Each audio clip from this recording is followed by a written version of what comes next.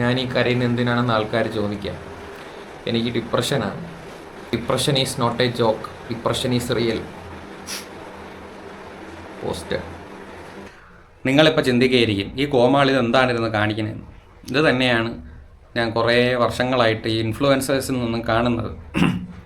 ശരിക്കും ഇവർക്കൊക്കെ ഡിപ്രഷനാണോ അതോ ഡിപ്രഷൻ ഉണ്ടെന്ന് മറ്റുള്ളവരെ അറിയിക്കണതാണോ ആവശ്യം? അപ്പോൾ വീഡിയോ തുടങ്ങുന്നതിന് മുമ്പ് ഞാനൊരു കാര്യം പറയാം. ഞാനൊരു സൈക്കോളജിസ്റ്റുമല്ല, ഞാൻ ഒരു സർട്ടിഫൈഡ് തെറാപ്പിസ്റ്റും അല്ല. ഡിപ്രഷനെക്കുറിച്ചുള്ള എക്സ്പ്ലനേഷൻ വീഡിയോ ഒന്നുമല്ല.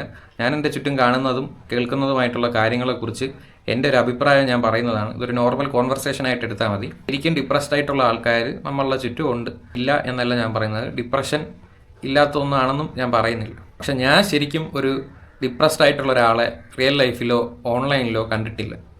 ഞാൻ ഇന്ന് കാണുന്ന ആൾക്കാർ മുഴുവൻ എങ്ങോട്ട് പറഞ്ഞു നടക്കും, എനിക്ക് ഡിപ്രഷനാണ്, ഡിപ്രഷനെക്കുറിച്ച് 24 മണിക്കൂർ സ്റ്റാറ്റസ് ഇടും, വീഡിയോസ് ഇടും, പോസ്റ്റ് ചെയ്യും, ഇങ്ങനെ പറഞ്ഞു നടക്കുന്നവരെയാണ് ഞാൻ കണ്ടിട്ടുള്ളത്.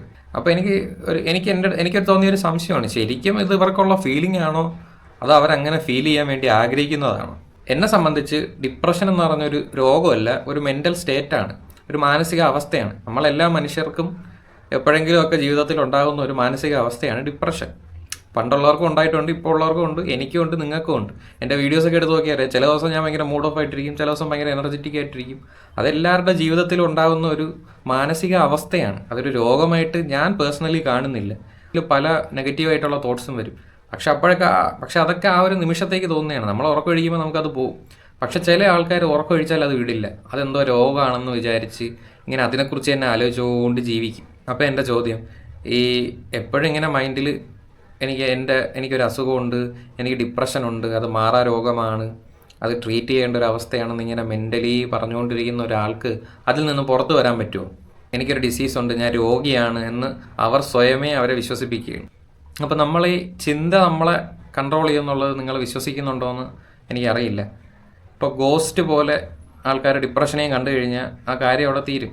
ഇപ്പോൾ പ്രേതം ഉണ്ടെന്ന് വിശ്വസിക്കുന്നവർ, ഡെഡ് ബോഡിയുടെ കാര്യമല്ല ഞാൻ പറയുന്നത്, ഗോസ്റ്റ് എന്നുള്ളൊരു സാധനം ഉണ്ടെന്ന് വിശ്വസിക്കുന്നവർക്ക് ഒരു പ്രേത സിനിമ കണ്ട് ഇരുട്ടത്തിറങ്ങാൻ പേടിയായിരിക്കും. അല്ലാത്തവർക്ക് ഇരുട്ടത്തോ എവിടെയോ, എനിക്ക് വേണമെങ്കിൽ ശവപ്പറമ്പിലും പോയി കിടന്നുറങ്ങാൻ പറ്റും. അതാണ് ഈ വിശ്വസിക്കുന്നവരും വിശ്വസിക്കാത്തവരും തമ്മിലുള്ള വ്യത്യാസം. അപ്പോൾ ഈ ഡിപ്രഷൻ എന്നുള്ള രോഗത്തിൽ വിശ്വസിക്കുന്ന ആൾക്ക് അതിൽ നിന്നും പുറത്തു വരാൻ പറ്റുമെന്ന് എനിക്ക് സംശയമുണ്ട്. എനിക്ക് പലരും പറയുന്ന കേൾക്കുന്നത് ഞാൻ ഡിപ്രഷൻ ഡയഗ്നോസ് ചെയ്ത ഒരാളാണെന്നൊക്കെ പറഞ്ഞ് അന്നേരം സംസാരിക്കാനൊക്കെ. ശരിക്കും ഈ ഡോക്ടർമാരെ നിങ്ങൾക്ക് എത്രത്തോളം വിശ്വസിക്കാൻ പറ്റും? നമ്മൾ ഈ കാണുന്ന ഡോക്ടേഴ്സ് എല്ലാം ശരിക്കും ഒരാൾക്ക് അസുഖം മാറണം എന്ന് ആഗ്രഹിച്ച് വന്നിരിക്കുന്നവരാണോ അതോ എനിക്ക് കാശുണ്ടാക്കണം എന്ന് വിചാരിച്ചിരിക്കുന്നവരാണോ അതോ വീട്ടുകാരുടെ നിർബന്ധപ്രകാരം പഠിച്ച് ജോലി വാങ്ങി വന്നിരിക്കുന്നവരാണോ എന്ന് നമുക്കറിയാൻ പറ്റില്ല. ഞാൻ എൻ്റെ ജീവിതത്തിൽ ഡോക്ടർമാരെ കണ്ണടച്ച് വിശ്വസിക്കില്ല. അതിന് കാരണം, നിങ്ങൾക്കൊരു അസുഖം വന്നിട്ട് ഒരു 4 ഡോക്ടേഴ്സിനെ കാണിച്ചു നോക്കുക, 4 പേരും ഡിഫറെൻറ്റ് ഒപ്പീനിയൻസ് ആയിരിക്കും പറയുന്നത്. എനിക്ക് അങ്ങനത്തെ ഒരു പേഴ്സണൽ ഒപ്പീനിയൻ വന്നിട്ടുണ്ട്. എനിക്ക് പണ്ട് സ്ഥിരമായിട്ട് തലവേദന വരുമായിരുന്നു.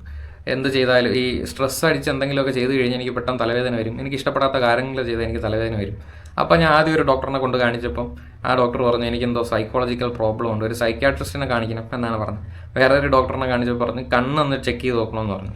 അങ്ങനെ കണ്ണാശുപത്രി പോയി കണ്ണ് ചെക്ക് ചെയ്തപ്പോൾ അവർ പറഞ്ഞു നിനക്കൊരു കുഴപ്പമില്ല, നീ പൊക്കോന്ന് പറഞ്ഞു. ഞാൻ പറഞ്ഞു എനിക്കിങ്ങനെ പുറത്ത് എനിക്ക് കണ്ണ് വേദന വരുന്നുണ്ട്, കണ്ണ് വേദന വന്നിട്ടാണ് തലവേദന വരുന്നത്. ഇതൊക്കെ ഞാൻ പറയുമ്പോൾ കുഴപ്പമൊന്നുമില്ല, കണ്ണിനൊരു കുഴപ്പമില്ല എന്ന് പറഞ്ഞു. അപ്പോൾ ഞാൻ പവർ ചെയ്യും. പിന്നെ ഒരു ദിവസം എനിക്ക് ഇതുപോലെ ഭയങ്കരമായിട്ട് കണ്ണ് വേദന വന്നിട്ട് ഞാൻ ഒരു ഹോസ്പിറ്റലിൽ പോയി. അന്ന് എൻ്റെ കണ്ണ് ചെക്ക് ചെയ്തു. അത് ഒരു ചെറിയ പവർ വേരിയേഷൻ വരുന്നുണ്ട്, അതുകൊണ്ട് മൈഗ്രെയിൻ ഉണ്ടെന്നാണ് തോന്നുന്നത്, അതാണ് ഈ തലവേദന വരുന്നത്. ഒരു മൈഗ്രെയിൻ ഡോക്ടറിനെ കാണിച്ചു നോക്കാനാണ് പറഞ്ഞത്. അതിനുശേഷം പിന്നെ കണ്ടപ്പോൾ എനിക്ക് മനസ്സിലായി മൈഗ്രെയിൻ കൊണ്ടാണ് ഇത് വരുന്നത്. ഞാൻ സൺഗ്ലാസ് വെച്ച് പുറത്തിറങ്ങുമ്പോൾ എനിക്ക് തലവേദന വരുന്നില്ല. ഞാൻ ഓവറായിട്ട് സ്ട്രെസ് ചെയ്തൊന്നും ഓവറായിട്ട് സ്ട്രെസ്ഡ് ആവുമ്പോൾ മാത്രമേ എനിക്ക് ഈ തലവേദന വരുന്നുള്ളൂ. അപ്പം 4 ഡോക്ടർമാർ 4 വിധത്തിലാണ് പറഞ്ഞത്. അപ്പോൾ നിങ്ങൾ ഡിപ്രഷൻ എന്നും പറഞ്ഞ ഒരു ഡോക്ടറിനെ പോയി കാണുന്നു. ചിലപ്പോൾ അത് കാശുണ്ടാക്കാൻ വേണ്ടി ഇരിക്കുന്നവരായിരിക്കും. അവർ നിങ്ങളെ കുറച്ചുകൂടെ പറഞ്ഞ് നിങ്ങൾക്ക് അങ്ങനെ ഉണ്ടായത് കാരണമാണ് നിങ്ങളുടെ ജീവിതം ഇങ്ങനെ ആയത് എന്നൊക്കെ പറഞ്ഞ് നിങ്ങളെ മാനസികമായിട്ട് വീണ്ടും ഡൗൺ ആക്കി നിങ്ങൾക്ക് കുറച്ച് മരുന്നും തന്ന് വീട്ടിൽ വിട്ടുന്നത്. പിന്നെ എത്ര പേര് നിങ്ങൾക്ക് അങ്ങനെയെങ്കിലും പേഴ്സണൽ എക്സ്പീരിയൻസ് ഉണ്ടെങ്കിൽ ഒന്ന് കമൻറ്റ് ചെയ്യുക. ഏതെങ്കിലും ഡോക്ടർ ഡിപ്രഷൻ എന്ന് പറഞ്ഞ് പോയപ്പോൾ പുറത്തിറങ്ങി നടക്കുക, നേച്ചറിലിറങ്ങി നടക്കുക, ആൾക്കാരുടെ അടുത്ത് സംസാരിക്കുക എന്ന് പറഞ്ഞ് എത്ര ഡോക്ടർമാരുണ്ട്? നിങ്ങളുടെ പേഴ്സണലായിട്ട് എന്തെങ്കിലും എക്സ്പീരിയൻസ് ഉണ്ടെങ്കിൽ ഒന്ന് കമൻറ്റ് ചെയ്യുക. എൻ്റെ അറിവിൽ അങ്ങനെ ഒരു ഡോക്ടറും പറഞ്ഞതായിട്ട് ഞാൻ കേൾക്കുന്നില്ല. അവരുടെ തെറാപ്പി സെക്ഷനിൽ വരാൻ പറയും, അവർ കൊടുക്കുന്ന മരുന്ന് കഴിക്കാൻ പറയുന്നതിനപ്പുറം ഹ്യൂമൻ ഇൻട്രാക്ഷൻസും നേച്ചറിൽ ഇറങ്ങി നടക്കുക എന്ന് പറയുന്നതായിട്ട് ഞാൻ പേഴ്സണലി കേട്ടിട്ടില്ല. എൻ്റെ അറിവില്ലായ്മയായിരിക്കും. അങ്ങനെ ആരെങ്കിലും ഉണ്ടെങ്കിൽ ഒന്ന് കമൻറ്റ് ചെയ്യുക. അപ്പോൾ അങ്ങനെ ഇരിക്കുന്ന ഡോക്ടർമാരെ കണ്ണടച്ച് വിശ്വസിക്കാനും പറ്റില്ല. അപ്പോൾ ഒരു ഡോക്ടറിനെ കണ്ട് ആ ഡോക്ടർ ഇങ്ങനെ മരുന്ന് എഴുതുന്നതെന്ന് പറഞ്ഞാൽ ശരിയാവണമെന്നില്ല. എനിക്ക് പേഴ്സണലി അറിയാവുന്ന കുറച്ചെൻ്റെ ഒരു ഫ്രണ്ടുണ്ട്. ഉറക്കമില്ലാന്നും പറഞ്ഞുകൊണ്ട് ഡോക്ടറിനെ ഉറക്കമില്ല എന്തൊക്കെ സൗണ്ട് കേൾക്കുന്നതെന്നും പറഞ്ഞ് ഡോക്ടറിനെ പോയി കണ്ട് മരുന്ന് കൊടുത്ത്. അപ്പോൾ അവൻ്റെ അടുത്ത് ചോദിക്കുമ്പോൾ പറയുന്നത് അവൻ എന്നും ലേറ്റായിട്ടൊക്കെയാണ് ഉറക്കം കഴിച്ച് വരുന്നത്. ചോദിക്കുമ്പോൾ പറയും മരുന്ന് കൊള്ളാം, കഴിക്കുമ്പോൾ സുഖമായിട്ട് കിടന്നുറങ്ങുന്നു. പക്ഷേ അവൻ അതുകൊണ്ട് അവൻ്റെ സ്വഭാവ വ്യത്യാസം വരുന്നുണ്ട്. ഒരുമാതിരി വീക്കായിട്ടുള്ളൊരു ക്യാരക്ടറിലോട്ട് മാറുകയാണ്. ഇതൊന്നും ചിന്തിക്കുന്നില്ല. ഡോക്ടർ എന്തോ മരുന്ന് കൊടുത്തു, അത് വാങ്ങി കഴിക്കുന്നു, എനിക്ക് ഉറങ്ങാൻ പറ്റുന്നുണ്ട്, ഇത് മാത്രമേ ചെയ്യുന്നുള്ളൂ. പക്ഷേ ഇനി എന്നെ തന്നെ എടുക്കുക. ഞാനായാലും എൻ്റെ ജനറേഷനിലുള്ളവരായാലും ഇപ്പോൾ കുറേ പേര് ജിമ്മിലൊക്കെ പോകുന്നു. അതല്ല, നിങ്ങൾ എന്താണ് ഒരു ദിവസം ചെയ്യുന്നത്? രാവിലെ എണീക്കുന്നു, ഫോൺ നോക്കുന്നു, അവനവൻ്റെ കാര്യങ്ങൾ ചെയ്യുന്നു, ജോലിക്ക് പോകുന്നു, ഒരു കമ്പ്യൂട്ടറിൻ്റെ മുമ്പിൽ കുത്തിയിരിക്കുന്നു, ദേഹം അനങ്ങാത്ത പണി ചെയ്യുന്നു, വീട്ടിൽ വരുന്നു, കഴിക്കുന്നു, ഉറങ്ങുന്നു. ഇതല്ല നിങ്ങളുടെ ജീവിതത്തിൽ നിങ്ങൾ എന്ത് ചെയ്യുന്നു? പിന്നെ മാസത്തിൽ ഒരിക്കൽ, വർഷത്തിൽ ഒരിക്കൽ ലീവ്, ജോലി സ്ഥലത്ത് നിന്ന് ലീവ് തന്നു കഴിഞ്ഞാൽ നിങ്ങൾ എവിടെയെങ്കിലും പോയി ആസ്വദിക്കുന്നു. ഇങ്ങനത്തുള്ളൊരു ജീവിതമാണ് ഭൂരിഭാഗം പേരും ജീവിക്കുന്നത്. ഈ ജോലി ചെയ്യുന്നിടത്തുള്ള കുറച്ച് ബ്രേക്ക് സമയത്തിന് വരെ സോഷ്യൽ മീഡിയയിൽ സ്ക്രോൾ ചെയ്യുമ്പോൾ എന്ത് പറ്റും? നിങ്ങൾ മറ്റുള്ളവരുടെ ജീവിതമായിട്ട് നിങ്ങളെ കമ്പയർ ചെയ്യും. അപ്പം നിങ്ങൾ ഒരിടത്ത് എത്തിയില്ല എന്നുള്ളൊരു ചിന്ത നിങ്ങൾക്ക് വരും. നിങ്ങൾ അവരെ പോലെ അല്ല ജീവിക്കുന്നത്, നിങ്ങളെക്കാളും നന്നായിട്ട് ആൾക്കാർ ജീവിക്കുന്നതെന്ന് ആലോചിക്കുമ്പോൾ നിങ്ങൾക്ക് മാനസികമായിട്ട് ഡൗൺ ആവും. ഇങ്ങനെ എപ്പോഴും മറ്റുള്ളവരുമായിട്ട് കമ്പയർ ചെയ്തിട്ടുള്ളൊരു ജീവിതമാണ് നിങ്ങൾ ചെയ്യുന്നത്. പ്ലസ് നിങ്ങളുടെ ശരീരം അനങ്ങുന്നില്ല. നമ്മളുടെ അച്ഛനമ്മമാരുടെ അവരുടെ അച്ഛനമ്മമാരുടെയൊക്കെ ആൾക്കാരെ നിങ്ങളെടുത്ത് നോക്കുക. 4-5 പിള്ളേരൊക്കെ പ്രസവിപ്പിച്ച് ഇത്രയും പിള്ളേരെ സ്കൂളിലും വിട്ട് അവരെ വളർത്തി വലുതാക്കി കല്യാണവും കഴിപ്പിച്ച് വിട്ടൊരു ജനറേഷൻ നമുക്ക് മുമ്പുള്ളത്. അങ്ങനെയുള്ള അവരുടെ അടുത്തൊക്കെ പോയിട്ട് ഡിപ്രഷൻ എന്ന് പറഞ്ഞാൽ പോലും അവർക്ക് അറിഞ്ഞുകൂടായിരിക്കാം. അങ്ങനെയുള്ള ആൾക്കാരാണ് അവരിത്രയും കഷ്ടപ്പെട്ട്. ഇപ്പോഴുള്ളവരെ പോലെ ഇപ്പോഴുള്ള പെണ്ണുങ്ങളായാലും ആണുങ്ങളായാലും 7-8 മണിക്ക് എണീറ്റിട്ടാണ് അവർ കഷ്ടപ്പാട് പറയുന്നത്.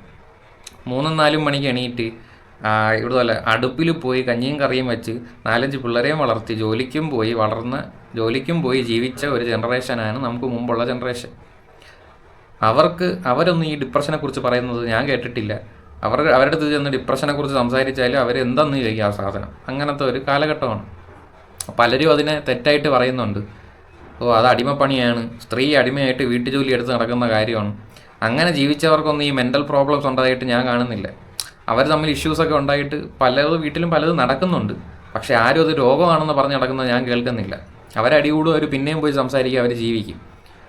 ഇത് കുട്ടികളെ അഫക്റ്റ് ചെയ്യുന്നുണ്ടാവും, അത് വേറെ കാര്യം. അടുത്ത് പോയി ഇപ്പം നിങ്ങൾ ഈ പറയുന്ന അടിമപ്പെട്ട് നിൽക്കുന്ന സ്ത്രീകളടുത്ത് പോയിട്ട് പറയുക, എനിക്ക് മെൻ്റൽ ട്രോമയാണ്, എൻ്റെ വീട്ടിൽ എന്നെ ഈ ഡ്രസ്സ് ഇടാൻ സമ്മതിച്ചില്ല, എന്നെ പുറത്ത് കളിക്കാൻ വിടുന്നില്ല, അതുകൊണ്ട് എനിക്ക് മെൻ്റൽ ട്രോമ വന്നു എന്നൊക്കെ പറഞ്ഞ് അവരുടെ അടുത്ത് പറഞ്ഞു നോക്കണം. അവർ നല്ല അടി തന്നു വിടും. അപ്പോൾ ഡിപ്രഷൻ എന്ന് പറഞ്ഞൊരു സാധനം ഒരു മൂവിങ് ബോഡിയെ ഒരിക്കലും അഫക്റ്റ് ചെയ്യില്ല.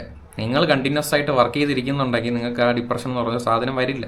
നിങ്ങൾ വെറുതെ ഇരുന്ന് എന്തെങ്കിലും ചെറിയൊരു നെഗറ്റീവ് തോട്ട് വന്നു കഴിഞ്ഞാൽ അതിനെക്കുറിച്ച് ഇങ്ങനെ ഡീപ്പായിട്ടിരുന്ന് ചിന്തിച്ച് ഇത് രോഗമാണെന്നും ചിന്തിച്ച് അവനവൻ്റെ ബ്രെയിനിനെ തന്നെ നശിപ്പിച്ചുകൊണ്ടിരിക്കുകയാണ്. ഇന്നത്തെ ജനറേഷനിൽ വരാം ഈ ഡിപ്രഷൻ ഉണ്ടെന്ന് ഇപ്പം നിങ്ങൾ ആരെ വായിന്നായിരിക്കും കൂടുതൽ കേൾക്കുന്നത്. കൊച്ചു പിള്ളേർക്ക് വരെ ഡിപ്രഷനും ട്രോമയാണ്. കാര്യം എന്താണെന്ന് വെച്ചാൽ കളിക്കാൻ വിട്ടില്ല, മൊബൈൽ വാങ്ങിച്ചു തന്നില്ല, ഉടുപ്പ് വാങ്ങി തന്നില്ല, എന്നെ ആ ഡ്രസ്സ് ഇടാൻ സമ്മതിച്ചില്ല. ഇതിനൊക്കെയാണ് ട്രോമയും ഡിപ്രഷനും ഒക്കെ വരുന്നത്. എന്നെ സംബന്ധിച്ചിടത്തോളം എൻ്റെ കൂട്ടുകാരെ വെച്ച് നോക്കുമ്പം എൻ്റെ വീട്ടുകാർ എൻ്റെ വീട്ടുകാർ എന്നെ സ്ട്രിക്റ്റ് ആയിട്ടാണ് വളർത്തിയത്. സിനിമയ്ക്ക് പോയിട്ടില്ല, കളിക്കാൻ പുറത്ത് വിടില്ല, ഇഷ്ടപ്പെട്ട ഹെയർ സ്റ്റൈൽ വെട്ടാൻ പറ്റില്ല. അത് വീട്ടിലെന്നല്ല, സ്കൂളിലായാലും ഇത് തന്നെ അവസ്ഥ. ഇഷ്ടപ്പെട്ട രീതിക്ക് മുടി വെട്ടാൻ പറ്റില്ല. ഇങ്ങനെ വളർത്തിയവരെ അടിച്ചും വഴക്ക് പറഞ്ഞൊക്കെ തന്നെയാണ് എന്നെയും വളർത്തിയത്. ഒരു പ്രായം വരെയൊക്കെ എനിക്ക് എൻ്റെ കൂട്ടുകാർ പറയണ കേൾക്കുമ്പോൾ ഞാനെന്തോ ജയിലിലാണ് ജീവിച്ചതെന്ന് എനിക്ക് തോന്നാം. പക്ഷേ ഇന്ന് ഞാൻ നോക്കുമ്പം അങ്ങനെ വളർത്തിയത് കൊണ്ടാണ് ഞാനെന്നുള്ള വ്യക്തി ഇന്നുണ്ടായത്. ഇന്ന് ചുറ്റുമുള്ള എൻ്റെ കൂട്ടുകാരെ പലരെയും നോക്കുമ്പോൾ എനിക്ക് തോന്നും ഞാൻ അവരെക്കാളും ഒക്കെ ബെറ്ററാണ് എന്നുള്ള വിശ്വാസം എനിക്കുണ്ട്. കാരണം എന്നെ അങ്ങനെ സ്ട്രിക്റ്റായിട്ട് വളർത്തിയത് കൊണ്ടാണ് പല കാര്യങ്ങളും എനിക്കിന്ന് അവരെക്കാളും നന്നായിട്ട് ചെയ്യാൻ പറ്റുന്നത്. സ്നേഹിച്ച് കൊഞ്ചിച്ച് വളർത്തുന്നതിനേക്കാളും നല്ലതാണ് അടിച്ചും പിഴിച്ചും ദേഷ്യപ്പെടുത്തി വളർത്തുന്നത്. അത് പലരും നെഗറ്റീവായിട്ട് എടുക്കാം. എന്നെ സംബന്ധിച്ചിടത്തോളം ആ ഒരു സാധനം പോസിറ്റീവായിട്ടുണ്ട്. ലോക്ക്ഡൗൺ സമയത്തൊക്കെ നിങ്ങൾ വാർത്ത കേട്ടിട്ടുണ്ടാവാം, ഓൺലൈൻ ക്ലാസ്സിന് ഫോണില്ലാന്നും പറഞ്ഞ് പിള്ളേർ ചെയ്ത കാര്യങ്ങൾ. ഇതിനൊക്കെ ഇങ്ങനെ ചെയ്യുന്നവരെ മാനസികാവസ്ഥ എനിക്ക് മനസ്സിലാകുന്നില്ല. കൂട്ടുകാർ കളിയാക്കിയതിന് ചെയ്യുന്നു, ഫോൺ വാങ്ങി കൊടുക്കാത്തതിന് ചെയ്യുന്നു, കളിക്കാൻ വിടാത്തതിന് ചെയ്യുന്നു. ഇങ്ങനെ തൊട്ടതിനും പിടിച്ചതിനും ഒക്കെ വീക്കാവുന്ന ഒരു ജനറേഷൻ. അതിൻ്റെ മെയിൻ റീസൺ ഈ സോഷ്യൽ മീഡിയ വഴി ഉണ്ടാകുന്ന ഈ നെഗറ്റീവ്. ഇവരിത് ചെയ്യുന്നത് കാരണം ശരിക്കും ഡിപ്രസ്ഡ് ആയിട്ടുള്ള ആൾക്കാർക്ക് സമൂഹത്തിലൊരു വിലയില്ലാതായി കഴിഞ്ഞു. ഇതുപോലുള്ള കോമാളിത്തരം കാണിക്കുന്നതുകൊണ്ടാവാം പലരും വന്നിരുന്ന് അതിനെ ഇങ്ങനെ ഡിപ്രഷൻ ഇല്ല അങ്ങനെയാണ് ഇങ്ങനെയാണെന്നൊക്കെ പറയുന്നത്. അവർ പക്ഷേ ചിന്തിക്കുന്നില്ല ഇങ്ങനെ ശരിക്കും ഡിപ്രസ്ഡ് ആയിട്ടുള്ള ആൾക്കാർ ഇവിടെ ഉണ്ടാവും എന്നുള്ളത്. അവർ ചിന്തിക്കാതെയാണ് അവർ ഈ പറയുന്നത്. അവർ ഈ അറ്റാക്ക് ചെയ്യുന്ന ആരെയാണ്? ഈ സോഷ്യൽ മീഡിയയിൽ വന്നിരുന്ന് കരഞ്ഞ് അഭിനയിച്ച് വീഡിയോ ഇടുന്നവരെ കുറിച്ചാണ്. ഇവരൊക്കെ ഈ ഡിപ്രഷൻ എന്നുള്ളൊരു സാധനത്തിനെ റൊമാൻറ്റിസൈസ് ചെയ്യുകയാണ്. അതെന്തോ വലിയ സംഭവമാണെന്നുള്ള രീതിക്ക് അതിനെ ഇങ്ങനെ ബിൽഡ് ചെയ്ത് സോഷ്യൽ മീഡിയ വഴി പ്രചരിപ്പിക്കുകയാണ്. ഈ സാധനം കൺസ്യൂം ചെയ്യുന്നത് ഇപ്പോൾ അത് ഞാൻ ഇന്നലത്തെ ഒരു വീഡിയോയിൽ പറഞ്ഞു. നമ്മൾ ഈ സോഷ്യൽ മീഡിയ വഴി നെഗറ്റിവിറ്റി കണ്ടിന്യൂസ് ആയിട്ട് കണ്ടു കഴിഞ്ഞാൽ നമ്മളുടെ മൈൻഡും അതുപോലെ ആവും. അപ്പോൾ ഇങ്ങനെ ഡിപ്രഷൻ, ഇപ്പോൾ ഇൻസ്റ്റാഗ്രാമിൻ്റെ ഒക്കെ അൽഗോരിതം വെച്ചിട്ട് നിങ്ങളിപ്പോൾ ഡിപ്രഷൻ്റെ ഒരു കുറച്ച് റീൽ കണ്ടു കഴിഞ്ഞാൽ നിങ്ങളുടെ ഫീഡ് മുഴുവൻ ഡിപ്രഷൻ ആയിരിക്കും. അപ്പോൾ അതിങ്ങനെ കൺസ്യൂം ചെയ്യുന്ന ഒരാൾക്ക് എന്തായാലും മൈൻഡ് നെഗറ്റീവായി പോകും. അപ്പോൾ ഇങ്ങനത്തെ പൊട്ടത്തരങ്ങളെടുത്ത് വീഡിയോ ഇട്ട് വയ്ക്കുന്നവരെ കണ്ട് കൊച്ചു പിള്ളേർക്ക് വരെ തുടങ്ങി ഡിപ്രഷനും ട്രോമയും. ശരിക്കും ഡിപ്രസ്സായ ഒരാൾ എനിക്ക് ഡിപ്രഷനാണെന്ന് പറഞ്ഞ് നടക്കുമെന്ന് ഞാൻ വിചാരിക്കുന്നില്ല.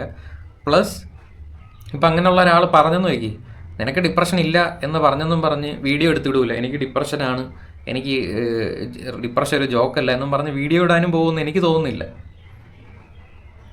ഞാൻ എൻ്റെ പേഴ്സണൽ ഒപ്പീനിയൻ പറഞ്ഞാണ്. നിങ്ങൾ ശരിക്കും ഡിപ്രഷൻ ഉള്ളതാവാം, പക്ഷെ ഇപ്പോൾ അതൊരു ട്രെൻഡായി കഴിഞ്ഞു.